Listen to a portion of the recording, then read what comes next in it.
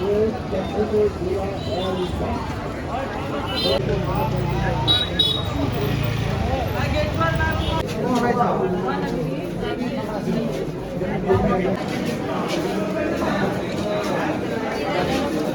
তো না अरे मैं आई गया ভাই ক্লাস পাশে নাম না ফাইড হয় ভাই পিছন তো এদিকে না এদিকে না হয় একটু পিছন আরে সবাই পিছন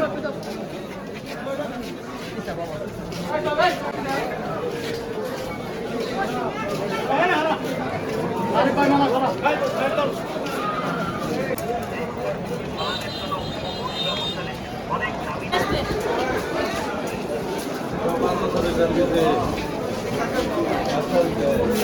মাহবুবা জান্নাত ইরা স্কুলে যাওয়ার প্রাইভেট যাওয়ার পথে আসামি নয়ন, তারপরে আনোয়ার হোসেন এবং শাহনাজ পারভিন তিনজনে মিলে উল্টাপাল্টা কথা বলতো, তাকে গালাগালি পারত এবং তারপর অনেক কাপড় চোপড় খুলে চেষ্টা করে।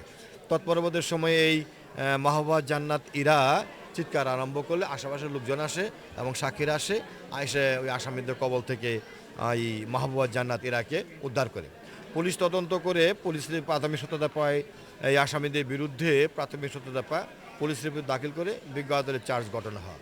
চার্জ গঠন হলে আমরা রাষ্ট্রপক্ষ বিজ্ঞ আদালতের 7 জন সাক্ষী ভিকটিম সহ 7 জন সাক্ষী উপস্থাপন করি। 7 জন সাক্ষী বাদীর এজাহারকে সমর্থন করে সাক্ষী দিয়েছে।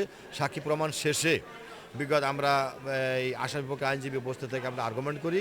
আর্গুমেন্ট করার পরে বিজ্ঞ আদালত জনাব মোহাম্মদ আব্দুর রহিম সাহেব আজকে রায়ের জন্য ধার্য করা হয়। আসামি নয়ন, যিনি মূল আসামি ছিল, নয়নকে দোষী সাব্যস্ত করে নারী ও শিশু দমন আইনের 10 ধারা মোতাবেক 8 বছরের সশ্রম কারাদণ্ড এবং 70,000 টাকা জরিমানার প্রদান করা হয় এবং অপর আসামি মোহাম্মদ আনোয়ার হোসেন ও শাহনাজ পারভিনকে দোষী সাব্যস্ত করে নারী ও শিশু আইনের 2010 এবং 30 ধারায় তাদেরকে প্রত্যেককেই 5 বছর সশ্রম কারাদণ্ড দেওয়া হয় এবং 20,000 টাকা জরিমানা আদেশ দেওয়া হয়। এই জরিমানা টাকা ব্যক্তি প্রাপ্ত হবে।